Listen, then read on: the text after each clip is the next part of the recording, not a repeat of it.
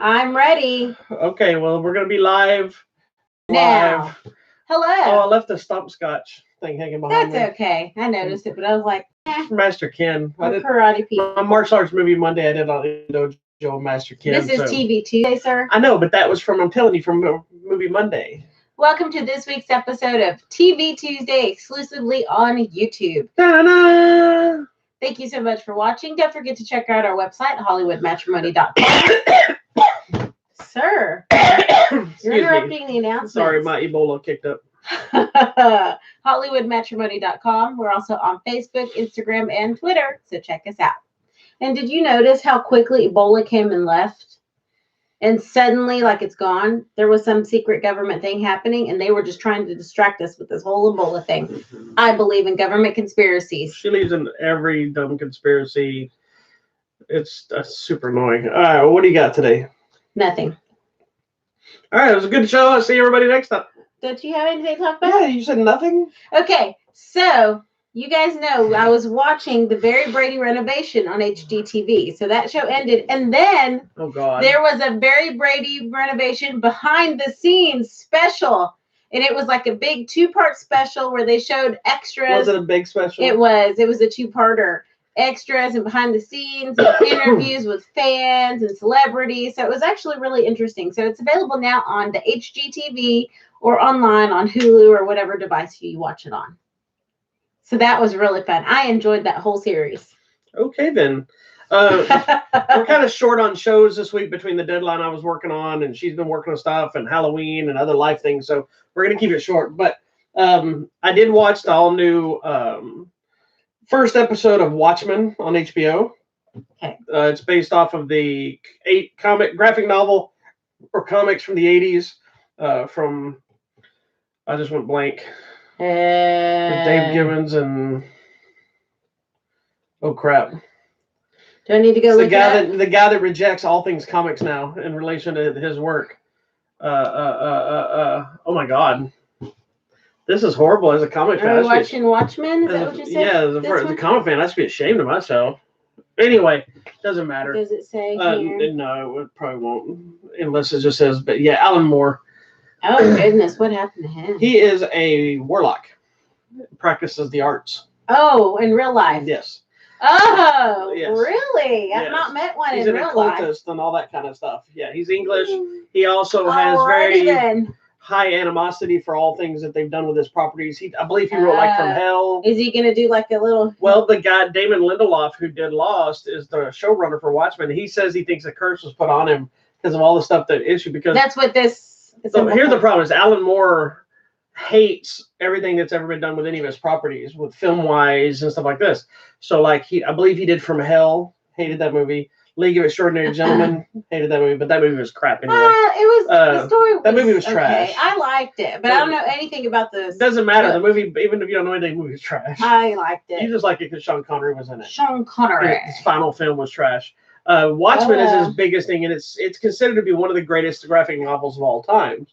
And even though the movie that came out is almost a shot-to-shot version of the graphic novel, he still frowns and hates it and doesn't have anything to do with it. But there's also some, there was a whole thing, if I'm not mistaken, and if anybody's watching can correct me, my friend Cole is like the ultimate Watchmen guru, so he knows all things. But if I'm not mistaken, there was a whole thing where they were supposed to retain the rights of Watchmen after a certain amount of time or whatever, and so they couldn't do any intellectual things with it, but somehow DC had a stipulation in it that they could still take it and do whatever they wanted. So like since then they've done like a Watchmen sequel. Watchmen used to be a separate entity from the DC universe. So it existed, but it wasn't part of Batman and Superman. Part of the universe. It was just a separate book by itself. And since then they have now integrated it into the world. They did a whole thing called the Button, and like Batman found the little smiley face button in the Batcave, and now it implied that all these characters exist in the same timeline with Batman and Superman. With them. Most people, the book was, I liked the book, but I get the problem. Thankfully, for most fans, this TV show is a sequel to the graphic novel, not the movie. I love the movie, but is the movie different from the novel? I guess. I think the movie there's elements that are changed. Okay, but for the most part, better to read the book. The first part, yeah, but for the most part, most of the movie is pretty much exact from the comic. There are elements that are different. If I've not read the graphic novel, can I watch the show? Yes, because it kind of sets its own tone, because it takes place like years and years and years and years and years after the original book. Okay. Like I believe it's taking place in 2019, where the original book was in the 80s. And I love so it. the premise is it's like almost like a different version of the future. There's superheroes and stuff out there, or vigilantes, if you want to call them. But there's like this whole police force, but the police force keep their face disguised. But it's because so people don't retaliate and kill them at home and things like this. This is sounding very close to home right now. It is. Regina King plays a like, you're not allowed to tell anybody if you're a police officer. You can't tell your family. You can't tell anybody. You have different cover stories. How do you say? Oh, that's what I say. What do you say when you have cover stories or whatever? Like, so everybody thinks she's a baker. In reality, she's kind of this vigilante officer kind of thing. It's got Regina King. It's got Don Johnson, who plays her dad, and figure that one out. And what? Yes, he plays Regina King's dad. Okay. But there's a lot of them. The first episode is awesome. It's got a lot of little Easter eggs from the Watchmen universe. Rorschach, thank you. Not to be confused with Horshack from Welcome Back. What's happening? There's like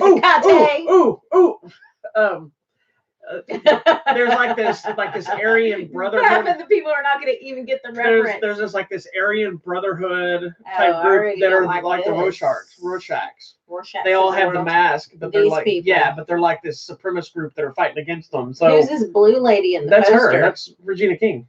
You hit the button. Oh, she looks cool. Good for her. I love her. Watch. I think you might like it. It's a very violent show. I'm already super rated R. It's like there's a shootout sequence on this. What? It's like Parents' Guide: sex and nudity, moderate; violence and gore, severe; profanity, severe; alcohol and drugs, moderate. Yes, all these things are frightening scenes, severe. And yes, there's a big shootout sequence. This is a show for me. There's a big shootout sequence on a cattle farm, and the cows are getting all shot up. The people are hiding behind the cows, and they're shooting. So the cows' blood and meat. Poor cows. No cows were harmed. Yeah, so people are all covered in blood because they're fighting behind the cows. Has anyone gotten run over?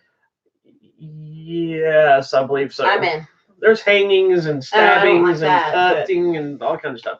I really like the first episode, and it looks like I think it's only going to be like 6 to 8 episodes. And from the sound of it, sounds like it's going to be a one and done thing. I don't think it's going to be an ongoing series. I like this guy too. Who? He's another one of the superhero type characters. Okay. Louis Gossett Jr.'s in it. Oh my gosh, that's so cool. Oh, I forgot Jeremy Irons is in it too. Oh, I'll watch it. Is he playing Ozymandias? Yes, I love Jeremy Irons. So he's always. And Ozymandias is one of the characters from he's like an immortal, but he's from the original. Gene Smart. That's so funny. He's from the original storyline. Ozymandias. So I think Dr. Manhattan and Ozymandias is the only 2 characters from the original book that show up. I see. There's a lot of little Dr. Midnight is like that glowing blue guy that you've seen in the movie. His blue wiener swinging around. Yes. Anyway, remember that. I really enjoyed the first episode. I think you can watch it whether you've read the book or not because it kind of sets the tone of what's going on. It means more if you've read the original book, or even if you've seen the movie, it makes a little more sense. Because it has the ship in it and all that kind of stuff. So it was a cool first episode, but we'll see where it goes. All right. What else you got? I forgot thing. Hold on. Oh, sorry, I ran into the dog. I forgot. We're having right in the middle of a show and she just ran out. What kind of crap show is this? I gotta talk about my next show. Here's my next show I'm talking about. This is the Lucy Show. Life with Lucy? Life with Lucy. The complete series. What year is this? Series. This is from the 80s? 1986. This is her final show, right? This was the final show she did because, she did I Love Lucy. Then she just did Lucy, right? Then she did Lucy with the kids. And then she had another one. I feel like there was another one. The Lucille Ball Show. I think it was called the Lucille Ball Show. I don't know. And then this was Life with Lucy. So but she wasn't playing Ethel in that other one though. She was playing a different character. I thought it was her and Ethel were in that other one. Right, but I think she was playing Ethel. She was playing somebody else. Right. Anyway, go ahead. I'm looking it up. Anyway, so in this one, she's now a grandmother and she moves in with her daughter and the family because she's alone now. Her husband. I think you're alone now. Her husband has passed. Like gas or death? Yeah, so she's alone, so she moves in with them. So she's the the wife of the house, she's the mom. But it's funny because then the son's dad also is going to move in too, because he's like, So how you got come? half of each grandparent set. Yes, and they do not like each other. Gordon Gale. Yeah. So he is hilarious, which he was always hilarious in everything he did. Wasn't he anyway. in Beverly Hillbillies? Was he the banker? I think so. I'll have to go look it up. I don't remember either. Anyways, so funny. So because you have one grandparent of one and the other grandparent, and they don't like each other, and they have to work together. That's my life because story. her husband left her part of the business, so now she goes to work with him every day, and they cannot stand each other, and hijinks ensues. It's almost like an early version of Grace and Frankie. Pretty much, they don't get along, and they have to work together. But the funny thing is, you get a lot of guest stars in this. So there's a hilarious episode with John Ritter, the late great. So funny. But throughout that, you get people from all sorts of different shows, and I don't remember everyone's name. You know what John Ritter's final film was? What? Bad Santa. Was it really? Oh, that's funny. Anyway, do you know where he passed away? Where? On the set of that TV show, The 6 Rules for Dating My Daughter. Oh, he passed away on the set while they were shooting. What happened? Or he had his heart attack or whatever. And aww. Yeah, so there was I Love Lucy. Here's Lucy. The Lucy Show. And then The Life with Lucy. Anyways, there was a lot of Lucy. I know you know this, but we'll see if you remember it. Fun Lucille Ball fact. What's that? What major series did she executive produce and change television outside of her own show? Something with vampires. Nope. No, I know this, and I don't remember what it is, but it's very important, and it seems completely different than anything she would have done. Let me give you a hint. Yes. Star Trek. That is correct. The original Star Trek series. Everybody's like, he didn't say anything. From Desi Lou, right? There's a Star Trek poster hanging over here. It was Desi Lou, wasn't it? They gave it a chance. Yeah. Anyways, I liked her. I mean, she still does some of her, her physical comedy bits. But she do this.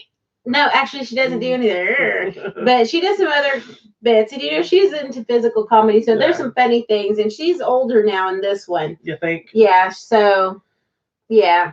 You should just watch it. It's funny. If you like Lucy like I do, you need to watch it. It's available now from Paramount Home Entertainment and CBS. All right, moving on. The other show that I'm obsessed with right now. I've been binge watching it. I think it's 7 seasons. I think the new season just finished either this year or last year, so I don't know if there's more or not. But it's a show called Letterkenny. Oh my Lord, God. Have mercy. People had been telling me to watch it. I never got around to it. I finally was at this art deadline. I was churning through, so I wanted something I could just throw on in the background, not really pay attention. And I'm falling in love with this show. I've in 3 days, I'm on season 6 right now. How? Well, each episode's only 30 minutes, so it's like a sitcom style show. But still, I have been watching them all day, all night. I sat for 5 hours the other day in one sitting working on my art deadline, and that show played nonstop. And so it is so funny. There are a bunch of quirky characters if you don't know anything about it. Believe it, it's a Canadian series, but it's like Canadians a way of Texas. So they're like farm people. So they're kind of country, but and a lot of it is all deals with beating the crap out of each other and fighting and romance, and it's just weird quirkiness, but they have all these zippy dialogue and banter, and every episode starts off with the main guy, I believe it's Dale, who comes on, and he'll always say something like, I was sitting around talking to my friends the other day, and then it pans to their discussion, and every episode's like that. He's like, you're sitting there eating chicken with your friends the other day, and then he goes to that thing. So it's like this funny opening, and then it goes into whatever's happening in that episode. So it's a great show. It's on Hulu. If you haven't ever checked it out, watch it. It's awesome. It's one of my favorite shows. It's probably up there with one of my favorite shows of all time now. It's really, really funny. It's one of the first shows in a long time that I have cracked up every single episode. It's dumb, babe. It's dumb, but it's so geniusly written and executed is why it works so well. Because it is dumb. But if you listen to some of their dialogue, but you watch them execute it, it's like just quick back and forth. Like some of it's obviously cuts, but when it's like just two people talking, and it's like they'll say something like, I don't know, like our engage. They do a lot of stuff like our engage thing, where if I say engage, you suddenly engage. So they have they'll say stuff like that, and like there's one, I forget the phrase. I knew it until I said it. It's something like "rubber," and like so they did it in one episode way back. So now anytime somebody says a word, then everybody they're like a rubber that way, and then they move on. And then they keep going. Yeah, so, but that's it's what we just do. a lot of quick wit and fun silliness. But there's a fight, at least one fight, if not more than one fight, every episode, and it's usually just because he thinks somebody needs a good ass whooping. There's one whole episode, we don't fight at weddings. We don't fight at weddings. And there's a guy's constantly starting to goes, but we don't fight at weddings. So they tricked him to come to the hotel so they could beat the crap out of him. They go back to the wedding. At the wedding. So anyway, Letterkenny, it's on Hulu. There's 7 seasons. I highly suggest everyone watch it. I know I'm late to the party, but it is hilarious and I love it. All right. What else you got? That's all I got. Oh, well, crap. Okay. Well, we can talk about this one together because this is a show we are watching together. Okay. The all-new season of Star Wars Resistance is here. Yes, I'm watching it. I'm watching all things Star Wars right sadly, now. it's not only the second season, it's also the final season of Resistance. It bums me out we're only getting 2 seasons, but the dog's like laying flat, barking, not even moving. Be quiet. So anyway, now what were you saying? I'm sorry. All things Star Wars. All things Star Wars, because the new movie's coming, you guys. In December. Are y'all we got excited? 2 months until the Rise of Skywalker. The so final. You have 2 months to watch everything Star Wars. We all the shows. We had originally planned to watch all the way through all the episodes of Rebels, all the episodes of Clone Wars, all the episodes of Resistance. Mandalorian's going to hit in November, but life has gotten in the way. So we're going through just the movies. So we've already watched all the way through episode 3. So we watched episode 1 and 2. We watched the animated Clone Wars feature film, and then episode 3. So now we got to move on to Solo and Rogue One, and then everything else. Rouge One. But yeah. So what do you think of this season so far? I'm liking it so far.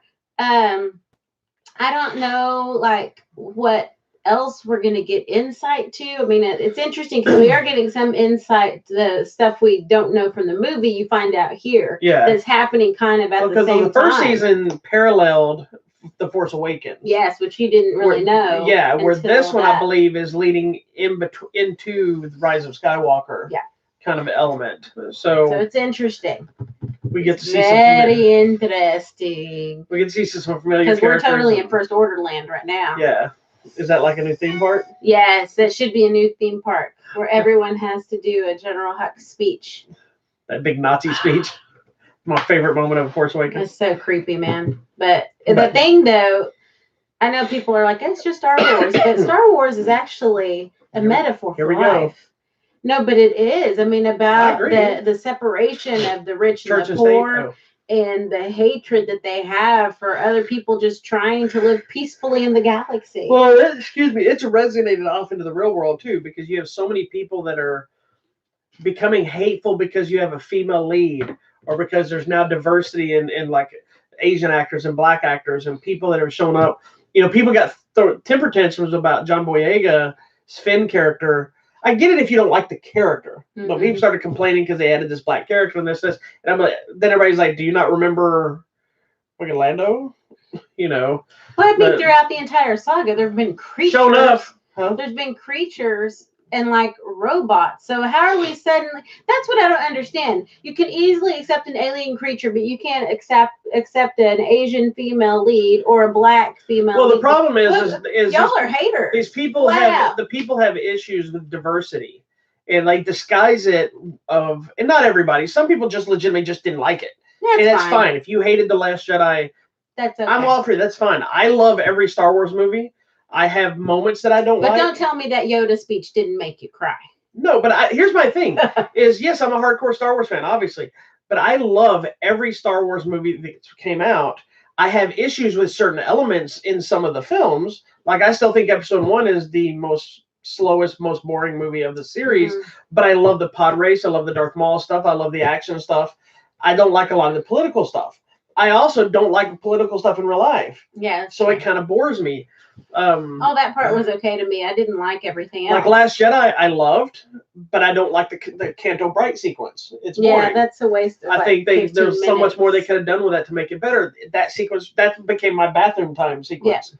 Yeah, so because I saw it, and showing my proof of loving for these movies is since The Force Awakens, everyone Force Awakens, Solo, Rogue One, The Last Jedi. I've watched all of them anywhere from 5 to 7 times in the theater. So it's not like I just say that to argue with people. Like, I'm still going back and seeing them. We still support the you film. know, and I love the Ewok movies. I recognize the holiday special is trash, but I love it. It's ridiculously horribly bad. But it's Life Day. I know, and it's a shitty special, but I love it. It's fun. So anyway, but I didn't think I was going to like Resistance when it first aired last season.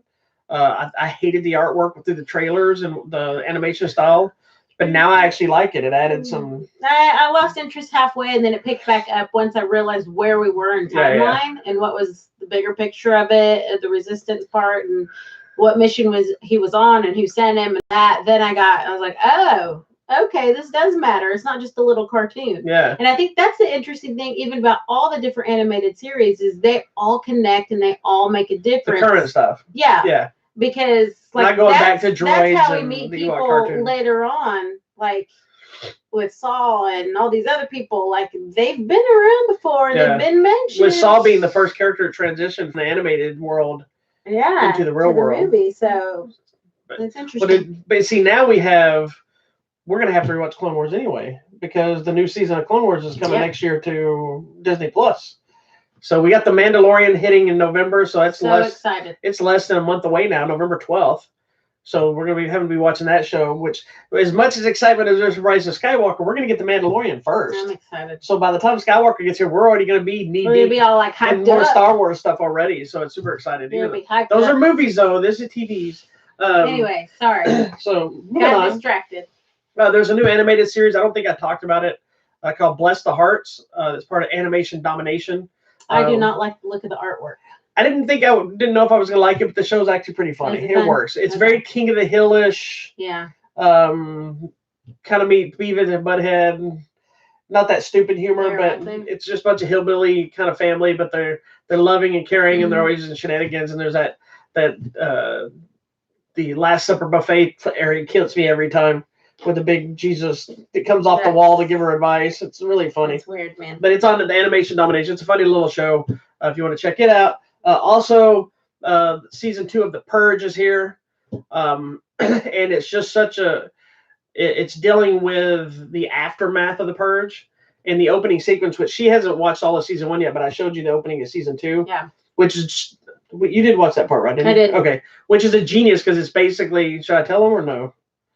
Because it's kind of a surprise, isn't it? Yeah, it is. Well, leave it alone. Even if you haven't watched the show, it's cool. If you have no interest in watching the show, go watch just the opening sequence to season 2. Because at first we're like, wait a minute, when is this happening? Yeah. It's pretty cool. I'm gonna have to go watch. I started the first season. What had happened to me? We both started the first season, and then we got sidetracked, and then those are some of my favorite. They sent me season 1. And I went and watched it because I had to review it, and you just never got around to finishing it. I never got back to it. I'm gonna get back on it so I can get caught up to season 2. Yeah, so I'm watching season 2 now, so it's great. So fun. Oh, that's all for the shows, I guess. Do you have any other shows? That was it. No, I've just been watching my 90 Day Fiance the other way. The special came on this past week, the part 2. So the regular series ended. Then they did another special of a 2-parter of kind of behind the scenes, where are they now kind of thing. And it was insane. Cool. So if you care about that, of course, I continue with all my CW shows. I've been watching all those. My CBS shows. Did you ever start Batwoman yet? I have not. I just watched third episode of Batwoman. Here's my thing with that show. I like the show. It's a little slow. It's struggling to find its footing a little bit. And it's to the point where I'm concerned, is it going to get picked up? But hope so. This last episode, I'm hoping, is the turning point, because we finally got her in the full Batwoman suit as opposed to just Batman suit. Yes. I hate the villain so far this season. She's super annoying. That's too bad. But I can see it working now that she's kind of become her own character and doing her own thing. But we'll see how it works out. I like Ruby Rose. I like the show's ideas and the way they're doing it, but it's just so far not really working for me as much. But I'm going to stick it out because that's what I do with the comic book shows. All the rest of the comic book shows have been good this season. We typically do. I mean, anytime we start a show, we normally finish it through the season. I'll stick out a full season at least, unless it's just really bad. Which you rarely do. I think you've done it maybe 2 or 3 times. Yeah. Since I've known. I'll commit to one season and then be like, I'm done. But anyway, but I only jotted down like 3 news stories that are Okay. TV related that I just want Okay. to post up because it's all stuff that kind of related to us that we like. So I'm I listening. didn't have time to do a lot of research. But The one audience is not so much listening. news, but it's announcing the new TV series that's on Netflix Mhm. called Living with Yourself with Paul Rudd. It's a show. I love Paul It's online. Rudd. He plays 2 versions of himself. Yeah. So that one I'm looking forward to seeing. In relation to Disney Plus, we were talking about Interesting. excuse me, the new show is Mandalorian. They also had announced at D23 that they're doing the Obi-Wan Kenobi series with Ewan McGregor. So now, through a roundabout interview, it's not confirmed, but it was kind of offhandedly implied, but maybe not, that Joel Edgerton may return to play Owen Lars. Because when he played it back in episode 1 and 3, or 2 and 3, 2 and 3, 2 and 3, nobody knew who he was. Yeah. Now he's gone on to be a pretty big actor, director. But in an interview, he talked about, well, you never know. I thought it was a one and done, but now they're doing this. And he goes, but there's the Disney snipers out there, so I got to be careful what I say. So there's kind of now the rumors going. There's also been rumors that are circulating that they may be doing a Thrawn series. Wow. Grand Admiral Thrawn live action series. That might be interesting. The biggest news of all time ever is not Star Wars news. This news came out of left field. I don't know how I feel about it yet, but I am glad that somebody's given this property credit and that it's getting some attention. Brett McKenzie, who is one half of the Flight of the Conchords, which is you know the Flight of the Conchords? It sounds familiar, but I've not. You know the guy in Dinner with Schmucks? He's the weird artist guy, and he's also him and this guy Brett McKenzie are the Flight of the Conchords guy. Okay, it was a show on HBO for years. Gotcha. I'm there. Apparently, he is in early works of, I guess, writing. I don't know if he's directing, but developing a new live action adaptation of Emmett Otter's Jug Bang Christmas. What? Yes. So, so I don't know how I feel about a live action version or what they're doing. I don't know if it's gonna be Lion King style. Yeah, I mean, we know it can work. If it's going to be a TV show, if it's going to be another special. Oh my gosh, I'm so excited. I say it here because that was a TV special in 1977, which is one of the greatest Christmas movies of all time. And one of the other articles that I saw somebody else write about it, they always said the same thing I always tell you, where they say one of my favorite things, Christmas specials of all time, was Emmett Otter's Jug Bang Christmas, but every time I mention somebody, nobody knows what I'm talking about. Yes. And up until its recent release on Blu-ray and soundtrack finally got released after all these years, most people still didn't know what I was talking about. So it was fun to see that it's starting to get things. And about 2 years ago, when they started talking about the Dark Crystal sequel, they had announced that Disney had done something with like the website, whatever it's called. What is it? What's website? What? Disney Plus? What are you talking about? You know what I mean. Yeah. Anyway, I don't know the stuff of like the names and all that kind of stuff and URLs and whatever. They apparently had registered Dark Crystal stuff and Emmett Otter, and everybody wondered if anything was going to happen with it, and then it just kind of died out. And so it just came out today that I was always hoping they were going to do like a follow-up show, like a new Muppet version that was like another Christmas or a Halloween special, Emmett Otter's Halloween special or something like that. But this guy, he's apparently going to write all new music. I'm so excited. So it's probably not going to be the same. It's not going to be where the river meets the sea. No, but I'm all for it. One, because this is like, again, my favorite Christmas thing. Remember, like, was it last year when we went to go see it in theaters? Yes. And we were singing? Yes. I sang. That was the first time I ever got to see it on the big screen, and we saw the double feature of Fraggle Rock Christmas. Yeah, so if they have that kind of thing this year, I'll go again. Yeah, I'll go. Oh my gosh, I'm so excited! Yeah, I'm excited for you because I know you love it. But I don't know how I feel about it, so we'll see. We'll see what they do with it. It's early stages, so I don't know when it's going to get done. So but that's okay. Apparently, I just am happy about the fact that somebody is looking at the Emmett Otter property for what it deserves and saying this is something that deserves to be seen, because this is something. The puppet thing doesn't work for most kids anymore. They just don't get it. Yeah. You know, like little kids get it. They find it funny, but as they get older, like even my kids are like, I don't care about that. Oh, but they're so cute. You know, but our generation grew up on the Muppets and Sesame Yeah. Streets, and everything was puppets. You know, now it's like, That's why that movie, that Brian Henson adult Muppet movie with Melissa McCarthy didn't do as well. Yeah. I don't think It was just us. yeah, it was gross, but it was good. Anyway, so I'm excited about that. But I decided that I'm going to end on that one because that was most exciting news for me today. And it's funny, somebody else shared that to me today. Matt, That's so Matt, funny. They know you. he shared an article, tagged me on it, and with that me. information. And so anyway, but that's it.